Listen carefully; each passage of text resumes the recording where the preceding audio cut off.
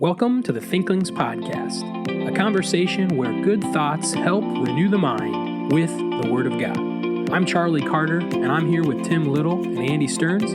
Let's jump into the conversation. Okay, I'm going to count down, and we're going to start. You good? You good with that? Good. We're starting over. You're not keeping any of that other stuff? No, I already deleted it. Okay. We had this riveting discussion about that. Would have been fun to put in there, but anyway. Okay, 3, 2, 1, go. Welcome to the Thinklings podcast, episode number 51. 1 after 50. Downhill to 100. It's actually 2 after 49. It is actually 2 after 4. I'm glad you guys have math I roll figured out. number 1. Okay. Yes. In this episode, we're going to talk more about, it's more about contentment, right? We're in that same theme. Yeah, it's like a sub-theme. We're going to talk about boredom, but it relates to contentment, I think. Boredom and contentment. Sounds like a really boring podcast, Andy. It does. I like that. That's good. That's good. That's it right there. That's another eye roll. Ooh, we're at 2. That's a lot of eye rolls. I think he's just... Okay, a couple of introductory thoughts for you. If you haven't had a chance to listen yet, in episode 50, as a celebration of being halfway to 100, we had a special guest. His name is Tim Challies. That was a fun interview. You can go back and listen to that. There's a lot of good stuff there. I actually, after talking to him, started reading some of his books. I read some of his books before we talked to him, but then I actually have had Do More Better for a long time, and I kind of skimmed it. I've never been really into productivity books because I feel they fall into one of two categories. Here's a nifty trick, or you need to try harder, which, Doesn't help you. Yeah. yeah, it doesn't always help. But he does start with, I wrote a quote down, and then I don't have the quote book here with me, but more or less, there's no app or productivity book that's going to change your character. He says that, I think, in chapter 2 or 3. That's my paraphrase, but it's really good. I like how he ties it to sanctification. Yeah. Because a lot of those books, I love productivity books, but you're right. A lot of them are a trick. Or what was the other thing he said? Nifty App. tricks, apps. Yeah, apps. Yeah. And it's true. You're not going to change your character with an app. And there's an idea for a book that I have floating around in my mind is like how to be productive when you're not productive. Ooh. But because here's what they all do. I feel like all of the books put Sounds a like plan that. together for when you're at the highest level of motivation. But none of them address when you're not motivated. Ooh. That's good. I like None it. of them are like, oh, you don't want to do anything. Now what do you do? It's like you pick up a productivity book when you're motivated. It's like, I want to do something. Ooh, that sounds right? like a good podcast episode that you could start with. Yeah. Or maybe a blog. Ooh. I found out that could be a lucrative career. So Don't bank on it. So seriously, you're really good at titles. That's a good title. what's the title? The title of your book, How to Be Productive When You're Not Productive or whatever. Yeah. Like you've got, So far I have one tip. ooh, And this is free for you listening. This will be in the book someday. If you're going to play video games, listen to a podcast while you do it. oh, there you go. There you go. Oh, Tim, that was an eye roll. That wasn't an eye roll. That was like a scoff. It was like a full body convulsion. Oh, man. Okay, was really so good. that was just introductory. I was just trying to promote, hey, if you haven't listened to the Challies episode, go back and listen to it. We're also trying to get to 200 Instagram followers, and we're at 195. 5. Just checked. So we need 5 souls to come to the light of the They- Thinklings podcast. Lord, that sounds. Just create another account and like it again, so then we're there. It's like that meme. Okay, never mind. Are you saying we create create more accounts or they create more accounts? I never get on Instagram, so I also realized that our personal accounts, we follow the Thinklings podcast. Oh. So does that count? Like, boy, that's are we tough. really at 192? Probably need to get to 204. Are we like computing FTE now or something? Or? Well, on that Horrendous. note, that's starting to sound like a faculty meeting. Oh, that's not a faculty meeting. That's something else entirely. All right, say it. We've got some Moving on. Thinklings business to tend to. Books and FTE. business. Horrendous. Okay, I'll start. Say books and business again. I catch up. Books and business. Go ahead, Andy. That's the best ever. It's Friday afternoon. It is. We're all goofy. We're all I'm just ready caffeinated. for an Iowa football game. Well, actually, you're probably not as caffeinated as Tim and I because we No. just Yeah, down you're on a some caffeine fast, aren't you? Well, I've for the most part given up caffeine. I think it has to be before. If I had to draw a hard cutoff, and hey, if you want to know why I did this, there's actually a book I'll probably review in a few weeks or so. It's called Why We Sleep But that author was on a podcast with another doctor, and they were talking about how caffeine affects sleep. And it's like it's hard for me to argue with some of the points they made. And so for sure, I used to have a rule: I'm not going to drink caffeine after 2 in the afternoon. And I realized that maybe isn't good enough. So now that time has become earlier, to maybe like 9 or 10 in the morning. But I have the last couple times. I went this morning. I went over to Porchlight, my favorite Ankeny destination for coffee, and I've gotten decaf all week. Ooh. Yeah. Do you notice your sleep being different? Not entirely yet, but I mean, I'm sure there's a lot of factors that affect it. One of them is, how much I play on my phone when I'm trying to go to bed.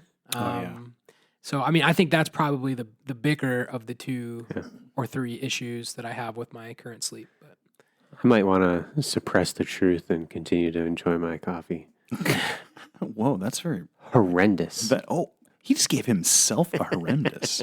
Yeah. Anyway, so man, they're just getting all their money's worth. I've already mentioned 2 books in this episode. Books and business. And it's not even my book yet. So, this is Andy, good. Andy, you got to go. Well, maybe I can keep asking you questions. You keep giving out these free book ideas. This is good. You never know. I mean, you got any more like Crow Killer ideas or that one? I actually am putting a list of things together for summer in left field. Because if you remember, Your summer listener, in left field was if you remember last summer, we had some really wonky books. It was like we had that discussion of like, what does way out in left field mean? And we talked about that off air, and we're like, maybe we should just do that in the summer. We should just read really weird books. And so that's what I'm preparing for my summer books in business to be all left fielders. I'm so excited. Seriously, your left field is the most interesting left field I have ever been like a part of or experienced. I'm not kidding. Your left field books are like top of the left field books. They're the top. Yeah. Well, on that note, what book do you have for books in business? I'm a little bit interested if I keep going, if I can keep getting you to pull. Okay, all right, I'll go. You've had too much caffeine. You're the one that told us you need to go. I do need to go. So if you don't need to go. No. All right, so this is the book I'm going to review. I'm almost done with it, and I love it. This is going to be a little bit longer of a books and business for me. Sorry, guys. It's called Art and Music, A Student's Guide, Reclaiming the Christian Intellectual Tradition, and it's by Paul Munson and Josh Drake. And this book is a guide, as it sounds, for students who want to learn about the basics of art. So I'm going to give you an example here if you remember this back in the day, I read How to Read Slowly by James Sire back in season 1, and he talks about all the different types of reading, narrative, poetry, fiction, that sort of thing. And reading his chapter on poetry really helped me to understand the purpose of poetry. I'd never understood it before, so I'd read a poem, and it was this weird, convoluted, sort of slightly emo thing. After reading his section, it really helped me to understand it. So this book is akin to that in that it helps you understand how art and how music work. He starts off his first chapter with, what do we mean by the word beauty? Then he asks the question, why should we enjoy art and music? Then he wants to talk about how to judge art and music. And then the last 2 chapters are looking at art and listening to music. And the reason this book has taken me so long to read when it's only 117 pages and it's a little guide, it's meant to be very introductory, by the way, listener, is when you get to the looking at art section, he requires you to stop and look at 3 different paintings he assigns you for 15 minutes and take notes. And he says, if you don't do this, everything in the rest of the chapter is not going to make sense. And so I literally had to wait until I had time to, for 45 minutes, do this. It was the best thing I've done in this field in a long time. I loved it. I'm currently waiting to finish the music chapter because I've got to listen to 3 things of music. All right. So if I'm going to give you a high point or some tidbits, I would say that he defines art. He says this. He says, when people call something art, they're generally saying 2 things. First, that somebody made it. He says, we don't call an accident art. Like if you drop a bunch of glitter on the floor and it makes this pretty pattern, we don't call that art. We call that a really amazing accident. He says, secondly, its appearance has the potential to reward those who pay attention to it. That is, it can be appreciated for its beauty. He also says, There's a little bit of an apologetic slant in that chapter. He says the materialist can't explain why the human soul responds as it does to the night sky or to the sound of the sea, or for that matter, to Rembrandt's denial of Peter there's a museum I can't pronounce, or Bach's Gratias Agmenes Tibi in Mass in B minor. So he's actually making a slight low-key apologetic argument. All right, let me get to it. So in this one section, it's kind of a pivot point in the book. He references a very famous book called An Experiment in Criticism. Anyone know the author? Nope. Who is the author of the book you're talking about again? I forget. Art and Music. Munson and Drake, I think. I think I was looking it up and I couldn't find it. Munson and Drake, yep. And it's Art and Music, A Student's Guide. Okay, so the author of An Experiment in Criticism is none other than C.S. Lewis. Ooh. And so it's really interesting. So Lewis makes this distinction between use and reception, and the book is worth the price just for this little tidbit from Lewis. So they walk you through the difference between using art and receiving art, and it literally hinges on, are you trying to obtain the author's intention with the work, or are you just using it for your own purposes? So he gives some examples of when you watch a movie, you're wanting to be entertained, like you're using movies to entertain yourself. But when you go to an art museum, you're looking for that same kind of entertainment, but a lot of artists who create good art aren't doing that. They're trying to do something in your soul or teach you something or whatever. And so there's a shift in perspective if you really want to understand art. You have to be humble and want to let the author's message come through, which means you might need to get in their headspace or understand it from their perspective. That's probably like in a books and business, that's as far as I go. I'm going to try to do a whole episode on this later, but I really like this book. I'm going to actually give it an 8 on the Thinklings goodness scale because most people today don't understand these ideas. This is an entry-level book, but I know I'm going to have to read it more than once. I would actually be interested in working through this in like small groups with people. So I really like this book, Art and Music, A Student's Guide.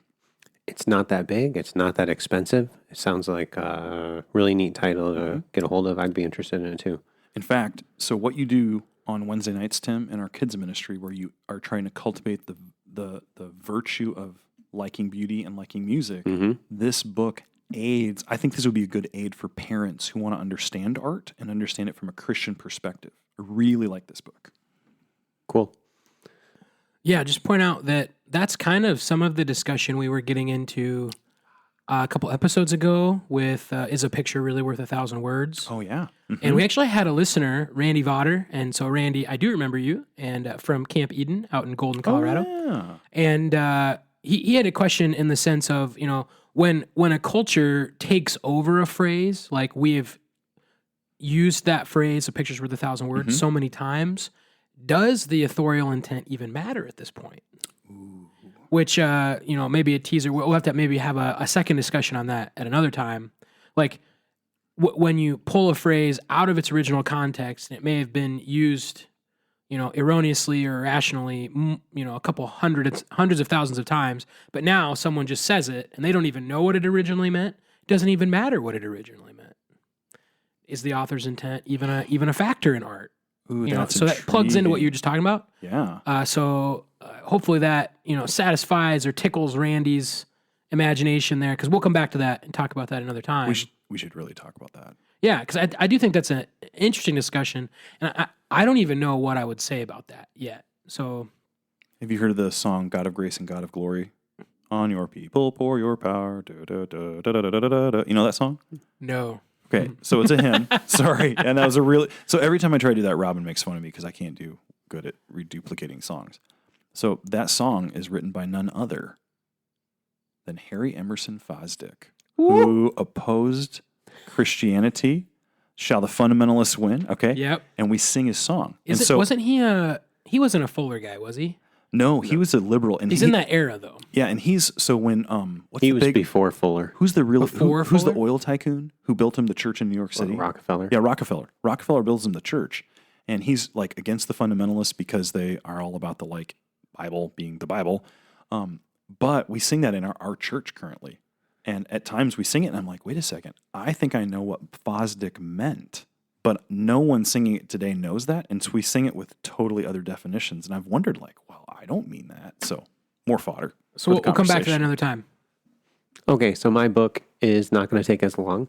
It's Ancient Orient and Old Testament by K.A. Kitchen. This book was written a while ago, but it's instructive when it comes to archaeology and science and the Bible and how what is true and how do we figure out how to piece together what we find archaeologically with the Bible. For a long time, higher critics and liberals, they argued that that Deuteronomy was written later in about the 7th or 8th century because the law code matched Assyrian law codes. And so they're like, hey, look at these comparisons. This must have been written in the 700, 800, 900s BC. And if you believe that Moses wrote it, then you're thinking more along the lines of 1440 BC. So Kitchen went through, though, and he did a comparison between Assyrian law codes, Hittite law codes, and Deuteronomy, and demonstrated that the Mosaic law code actually fits a Hittite format, which would be dated back to 1440. Kitchen also in this book highlights, brought to light several other archaeological proofs that argued for the, well, didn't argue for, but confirmed or it I'm blanking out on the word. Proved, No, I don't like the word prove. verified, It Demonstrated. confirmed. Substantiated. Okay, so confirmed. Ooh, I it like that. confirmed the Old Testament. Was that motion you made to like, we're not record, we want to stop the recording? Might sound better that way. I think we just throw it all in there. Just go for it. What's the word you're going with? So Kitchen in Ancient Orient and the Old Testament argues that it confirmed the Old Testament. And he brings out several different illustrations, the Hittite law code just being one of those. And that teaches us something just even about when we find something archaeologically or scholars discover some tablet or whatever, and they say this disproves the Bible. We need to have discernment. And when we're seeing articles, newspaper articles, or even more scholarly journals along those lines, you need to have discernment. There's a lot of speculation and a lot of pieces that we don't have when it comes to archaeology. And Kitchen demonstrated that a lot of proofs from ages ago that critics of the Bible used against the Bible are actually very unfounded, and even later used archaeology to confirm that the Bible was true all along. There's my books in business. It's an out-of-print book, Ancient Orient and the Old Testament by K.A. Kitchen. If you get your hands on a used copy, then Merry Christmas. It's not Christmas yet, Tim. We will have a Christmas episode again. I recommend lots of things. I won't recommend, This this one. Did you? Yeah. I'm sorry. I just completely missed. Did you rank it? So what would this be? Maybe like a 4. It's a good book. It's good. It's not going to be like a big page turner. People aren't going to be super interested. It's a little bit more technical, lots of footnotes, but I found it helpful, and I require some reading of this book in one of my classes. What class is that? Old Testament seminar. Ah, okay. You just taught that, didn't you? I did. Yeah. So I don't know if you mentioned that. I must have missed that too. No, I didn't mention it, but yeah, that's been keeping me busy, which is why my books in business is this and not some new title that just came out.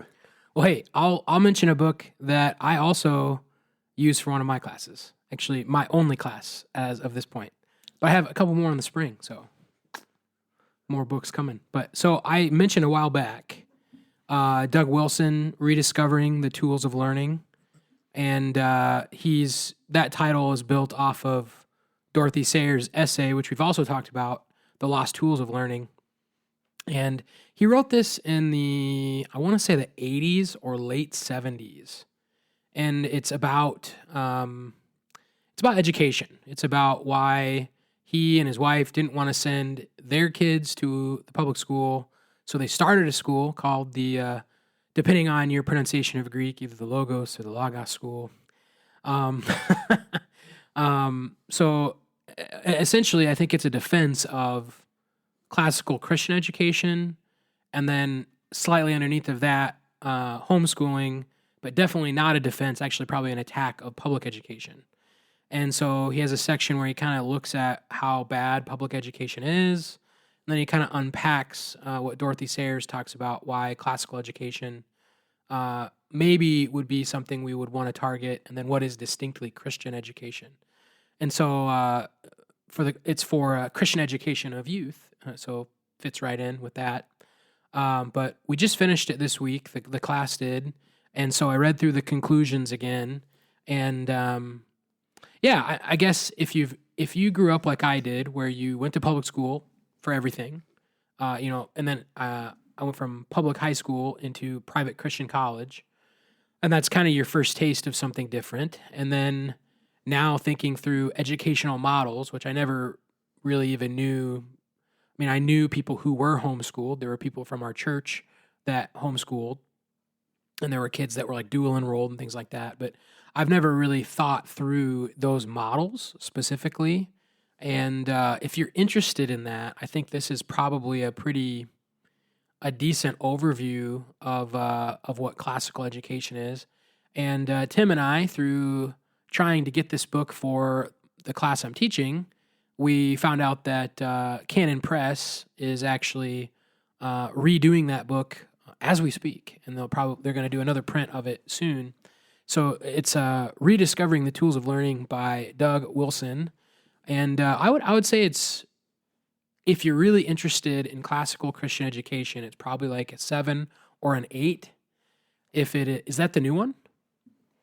That's the title. That's Tim is holding up his iPad with a picture of the book on it. And that's what the one looks like now. I wonder if they're going to redo it and make it look different. Or is that what it's going to look like? You had the title a little bit wrong. I said Recovering the Lost Tools of Learning. There we go. There we go. I thought it was Rediscovering. You said that, I didn't even bat an eye, because that's what I thought it was. I actually went out and bought that because you were using it in class, and then I found out it was out of print, and I bought it. Yeah. I'm like, oh, man. So what's nice about that book is that it has Dorothy Sayers' essay in it. And so I don't know if a lot of people know that. I mean, it obviously mentions it in the title, Recovering the Lost Tools of Learning, but Dorothy Sayers' essay is The Lost Tools of Learning. And there's an Appendix A in Wilson's book is Dorothy Sayers' essay. So you wouldn't need to buy multiple copies, which is what I did because I didn't know that. So I bought a standalone of Sayers' essay, and then I bought that, and I was reading through it in preparation for the class and realized, wait a minute, it's here, which is nice for the student because then they didn't have to buy 2 books, they just had to buy 1. That's really nice. But this is the description. Tim is holding it up from across the table. Well, this is a little different. This is... The modern public school system is bankrupt, intellectually, practically, and morally bankrupt. It's time to go back to an older way of education designed around the stages of a child's development. Yeah, that's kind of what I said. Look at the title of the book. We can't see it. This is under Classical Christian Education, his other book. And in this description, they call the book Rediscovering the Lost Tools of Learning. Wait, is it the same book? So I don't know what's happened, or you guys can look it out. Maybe it's a rebrand. So who knows? There's 2 books, Recovering and Rediscovering, but that's interesting. Do both of those things. They're good. Okay, so back to the book that I read, which is Recovering the Tools of Learning. Did you, or did you read Rediscovering? No, I have the first one you showed. Okay. Yeah, the older one, not this newer one. It doesn't have classical education in the title. Okay. I think it's a good assessment or a way of thinking through public school, homeschooling, and classical Christian education. And it'll at least get you thinking. And I don't know how many of my students listen to our podcast, but what I noticed is right away, students' biases came out because they would become defensive of their own medium right away. And I don't think I ever mentioned that to a student in class, but I could tell when someone was getting kind of riled up, like, why is Wilson so negative about public education, And you could kind of sense it. And they have writing assignments to talk about the chapters, and I could sense it there too. And but yeah, if you're interested in any type of classical education or learning more about that, you'd want to read this book. I think it's worth your time. I probably wouldn't rate it that high because it's pretty niche.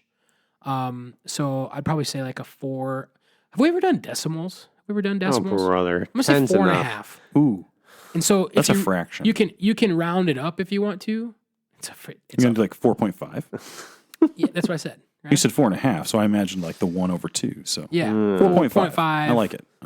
Then it's like a Richter 4 scale. and 500 thousandths. Oh, okay. That's impressive. That's a lot of math too for me. 500,000 millionths. Wilson's been getting shot at this week. I don't know if you followed it. Oh yeah, I have seen some of that on Twitter. Wow, it's a mess. It's ugly. Yeah. Don't believe things from publications like Vice. I thought you were going to say Babylon Bee. Yeah, that one too. Don't believe things from the Babylon Bee. Actually, whatever the bee says is probably going to come true. It's prophetic. Yeah. Somebody over there's got the gift of prophecy. Anyway, Christians need to have a little bit more prudence here to be a little more cautious about believing some secular article, blah, blah, blah. Anyway, we'll leave it at that. Sure. Well, I mean, we went like 20, this is at 26 minutes. I feel like we should just post this as its own episode now. I think it's because I had so much caffeine and so much to Yeah, say. you were on fire, And I was man. trying to get you to like keep sharing books, man. We had a lot of stuff at the beginning. So that's books and business. Now we're going to have Andy talk about boredom. And then I think Tim has a devotional at the end of that episode. but I can't Deuteronomy 6 remember. or something? Yeah. It's probably from the Old Testament. So, I don't think he's ever. No, never mind. We got to be done. okay. See you next week. Let's have a conversation about boredom and diversion. I'm getting bored. Very fun. Blaise Pascal is a French writer, thinker, apologist who lived in the 1600s, and he wrote a book. Well, he didn't write a book. He sort of wrote a book called the Pensées, which is thoughts in French, and he wrote he pulled together the information, wrote it all in little scraps of paper, and he was collecting it to put it together, and then he died. And people came into his room to find him dead, and then some of his friends found these piles of paper and thought, what is this? And they realized, oh, it's a book, and he had numbers at the bottom of the pages, and so it's just really, if you want to read about it, it's really intriguing how they try to reconstruct this book, and they posthumously published it. Well, he lived in the 1600s. He was a very brilliant guy, but he's very sickly. And so he's really well known for the wager, the Pascal's wager. If you've heard about that, we can talk about that another time. He also developed the very first calculator. It was like a mechanical thing.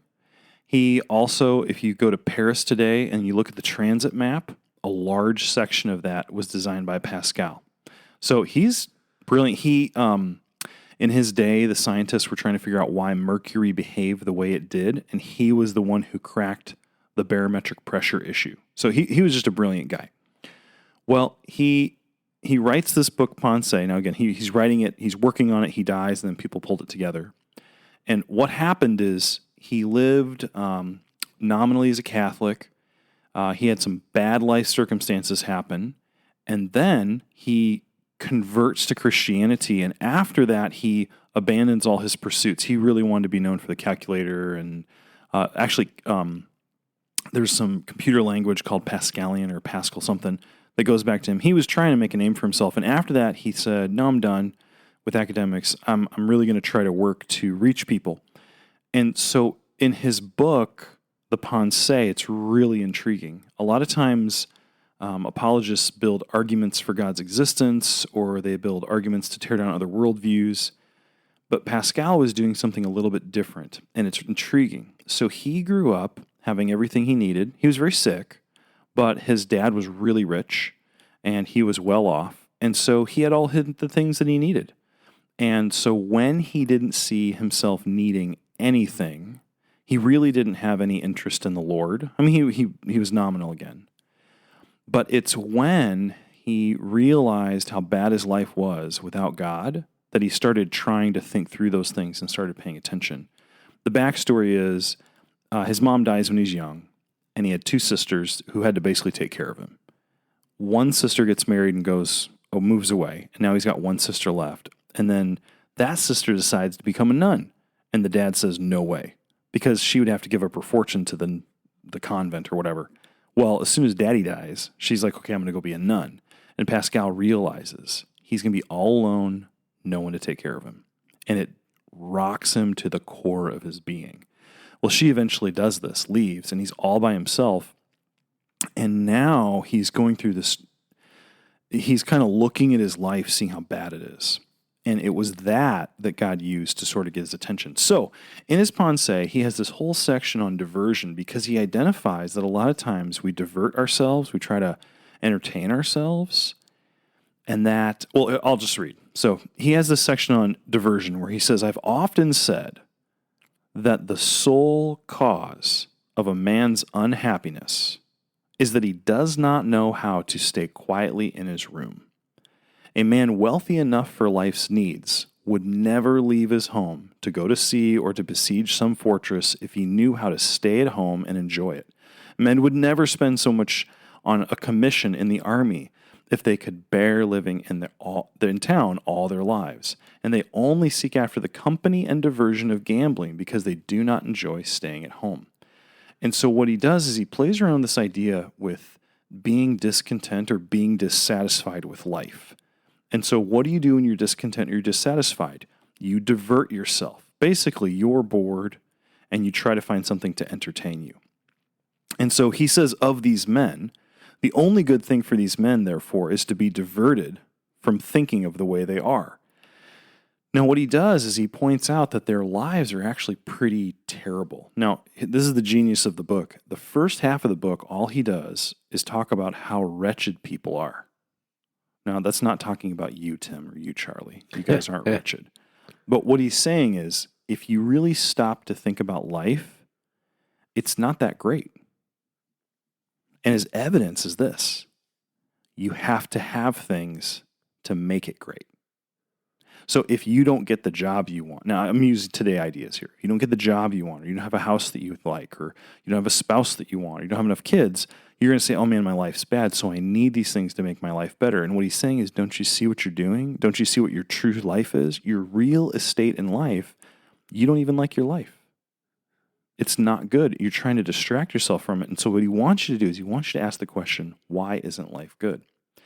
He says this, he said, imagine someone who gambles all the time. They go off and they gamble, all right? Or maybe they go off and they hunt or something. He says, when you do these things, it's not really that they bring happiness, nor is it that anyone imagines that true bliss comes from possessing the money to be won at gambling or the rabbit that is being hunted. No one would take those as a gift. He's saying people go out and hunt and people go out and gamble because they want the money or they want the rabbit. And he's saying, but actually that's not why they do it. He says, what people want is not the easy, peaceful life that allows us to think of our unhappy condition, nor the dangers of war, nor the burdens of office, but the agitation that takes our minds off of it and diverts us. That's why we prefer the hunt to the capture. What he's trying to say is that people know their life isn't very exciting. They know their life, it's not just that you're bored, it's that you know your life is not that good and you're trying to distract yourself from it. So he gives a couple of examples. He talks about hunting. He says, imagine a guy whose wife just died and he's really inconsolable, but he's got to put food on the table, so he gets up the next day and he goes out to hunt. Well, if you went up to that guy, you'd notice that he's rich and he already has plenty of money. And you go up to that guy and you say, hey, look, I know that you're going to go out and hunt. You want to get a deer. What if I just give you the deer? Then you don't have to go and hunt today. The guy wouldn't rejoice. He would actually maybe oddly want to still go hunt. And that's because he's trying to distract himself. He says the same thing about the gambler. And again, he's not taking aim at hunting and gambling. He's trying to demonstrate that what you're doing is trying to distract yourself from your bad life.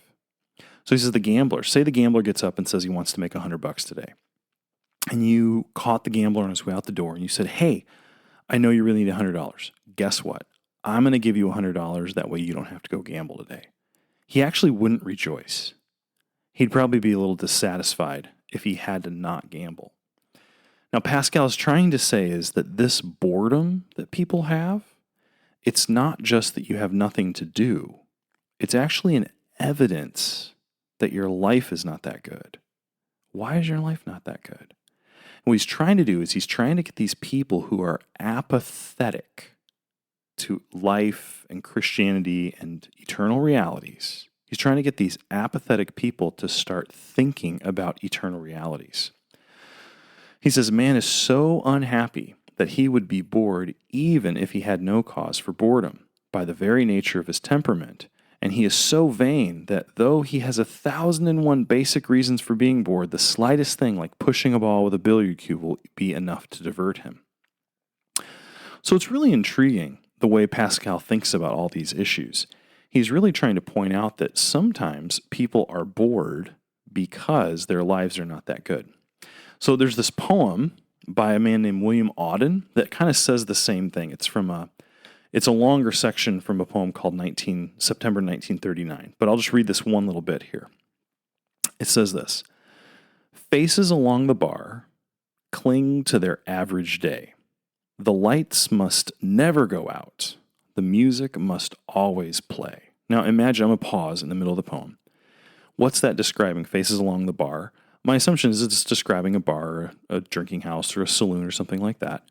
And so here's all these people sitting at the bar having a drink, and they cling to their average day. It says the lights must never go out. The music must always play. So there's always music. Today we might say the TVs have to be on, that sort of thing. The poem continues to say, lest we know where we are, lost in a haunted wood, children afraid of the dark, who have never been happy or good. I think what he's saying in that poem is part of the reason we want to distract ourselves is because we don't like to think of reality as it is. Now, Pascal's bigger point is this: if you try to live your life apart from God, it's wretched. And you're going to end up trying to distract yourself from how bad it is. Now, what he does in the second half of his book is he starts to just show how great life is when you are living for the Lord, like Christianity. And he kind of plays around with it, not plays around, he thinks through the various aspects of life when you are walking with God. And then at the very end, or some versions will put the wager in the middle, that's when he brings out this Pascal's wager, because he's trying to get you to say, this looks really good, and you already think your life's pretty bad, so don't you think you should at least look into this to see if it's true? He's not saying bet on God and believe that way. He's saying, don't you think you should at least think about it? Now, for him, you can kind of get this idea. Other than the health issue, he had everything he needed. His dad was rich. They had a house. They had they had plenty of money. The dad was a governor in France, sold his governorship for tons of money, and then he just pursued science as a hobby and a pastime. So Pascal had it all. You might think of him as like an upper middle class or an upper class youth. Just everything's fine, nothing's wrong. And so let's say you walk up to someone like that and you're like, hey, can I talk to you about the Lord? You understand you're a sinner and you need him. It may be that person's like, I don't need the Lord. Like, I remember trying to witness to a guy once and trying to say, man, as a Christian, my life is great. And I wasn't trying to be arrogant. I was just trying to say, this is a really fulfilling life. Look at all these things. And it was like it bounced off the guy's forehead. And he's like, man, that is great, Andy. I'm really happy for you. And I couldn't figure out why that didn't make any impact. Now, later on, I realized he drove a $100,000 BMW. He made six figures. He had all that, like when I looked at his life, he had all the things. And so I think what Pascal is trying to do is he's trying to help people who think they have everything and are kind of apathetic. He's trying to get them to think through, do you really have all these things? Do you really? And his evidence is actually them, and they can't live unless they're being bored. So he had lived a life of trying to be diverted, of trying to not be bored. And he recognized that it was an attempt, in some sense, to run away from the inevitable that he knew would happen. The inevitable was evil, the end, eternity. He despaired of it. He tried to escape it. So I think what he's trying to say in his book is that it would be more profitable for people to think about the inevitable death that is coming in the future, rather than just, distract yourself all the time. Okay, so what do you guys think about that? It's Ecclesiastes. Is that what you were thinking? No, that's not what I was thinking. Really? Oh. I was thinking Ecclesiastes, actually. Where in Ecclesiastes? Where? Yeah. Well, it's kind of, I mean, it's chapter 1 and chapter 2. Not that I wasn't thinking about Ecclesiastes, but my mind went in another direction. It's like actually someone could be bored because they don't have a quote unquote good life. They're not content, and they could actually entertain themselves with God. So like, I don't know if that makes sense. Oh, yeah. That idea, Mhm. like they're bored Yeah. with life. Again, quotes, bored, discontent, and so they pursue God as a means of alleviating their boredom. Mhm. And then they don't find he's not entertaining them anymore. And then what happens? It gets discarded. I think a lot of people do that. But whenever we talk about boredom, I had a youth leader a long time ago share a quote with me, and it's that boredom is the sickness of a weak mind. Ooh. And I have no idea where that's from. I don't think he knew where it was from, but I've never forgotten that. And when I get to a point of boredom in my life, what's really going on it's you could parse that quote a lot of different ways, but boredom is an internal spiritual issue. It's not that there's not things that are worth my time. Yeah. And I think that's his point, is it's a spiritual issue. Yeah. When you're bored. Yeah. So anyways, Tim. Ecclesiastes 2:24-26. Nothing is better for a man than that he should eat and drink, and that his soul should enjoy good in his labor. This also I saw was from the hand of a God. For who can eat and who can have enjoyment apart from him? See, the Lord is the source of our pleasure, of our contentment, of our joy. And you don't need a lot to enjoy life. The very things that Solomon mentions in this text, earlier in chapter 2, he talks about how he has everything. He's got anything that his eye desires. But at the end of it all, it's like grasping for the wind, and it's all just a puzzle. You can't figure it all out. Well, what do you have here in Ecclesiastes 2:24? A man should eat and drink and enjoy the good in his labor. Well, these are just like the basic parts of life. You eat, you drink, you work, and that you can actually enjoy life with just those things. So like you started out with your beginning illustration of, what was it? I forgot now, but basically The hunter and the gambler. Some mundane task. Oh, yeah. Mm-hmm. That we're just doing to occupy our mind. Mm-hmm. The pushing the billiard ball with the stick. Yeah. Yeah. And then even like, you don't have to go out and gamble. I'll just give you the $100 anyway. You don't have to do it. And how the gambler wouldn't like that because he needs something to divert himself. I wasn't going there with it. I was thinking originally, what was the other illustration he used? It was something. The hunter. It was a hunter? Yeah. Oh, the yeah, hunter that's right. who's Hunter. and his wife has died. He's really sad. I can see a hunter saying, you know what, I actually enjoy life and I enjoy going out and hunting. Well, both of those illustrations assume something about the person. It's assuming the motive, that the reason they're doing those things. And it's like, I don't think he's making the point that everyone who does the activity has that motive, right? Yeah. But someone who could be seeking after those thrills is motivated out of, I'll just call it boredom, discontentment. And if they are, you could prove it by, oh, you really love gambling? Yeah. Here's $100. I'll give you $100 to go home. And they won't. Because they need something to divert their attention. And I will say, and I think I'd be curious to read more about him, like if he actually understood hunting, because, every serious hunter knows it's not about killing something. Yeah. Like it literally is the chase. Now, I don't know about that.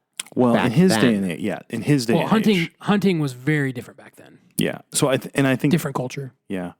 Well, and what I would say is you're right about the motive ascription. He's ascribing motives, but again, so a little more context. So he ran in some circles of some youths who they didn't live per se like youths. I love that word. A profligate life. He wasn't like the prodigal son. They weren't, doing that. But he did say he lived a worldly time. Whereas I think the way he would say it is he was living for idols to satisfy him. So he wanted to make a name for himself scientifically. He wanted to, think about it. He's all physically weak and he gets sick a lot. When he solved the barometric pressure problem with mercury, he set up the experiment in his home and invited a bunch of scientists. And he was so sick that he had to talk his sister through how to do it. So I think like he was trying to overcome and build his own life up himself. And I think what he's recognizing is that deep down he knew he had a bigger problem and he was trying to avoid it. So I think you're right. He's saying some people could be diverting or being bored. So let me tee this up for you. Mm-hmm. What does someone do if this is them? Like, maybe is there some scripture that would talk about that, or some ideas? That yes. Maybe? So I have a passage. Let me say it like this. So you're the person who you have to check your social media one more time, and you check it. And there's nothing new, and there's like a little bit of emptiness. Then later you got to check it one more time. Or maybe you're that person that... But the reason they do that is because there's a dopamine response and they're actually like chemically addicted. So they're actually a victim. Oh my word. There's actually not a spiritual problem with it, right? Wow. You tee it up and then you just burn the tea down. What is this? But that you go to YouTube I know. and you or Google this, that's exactly what they're going to read. Yeah. And so what we're seeing is a worldly way of looking at something like you just brought up. But actually, it's okay. So you got the social media, or maybe you're on YouTube and you got to watch one more funny video, or TikTok or whatever.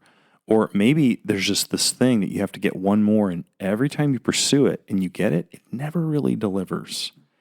And you're like, and you find yourself saying, I'm bored. I'm gonna, whatever it is, get on Twitter, get on Facebook, get on social media, whatever it is.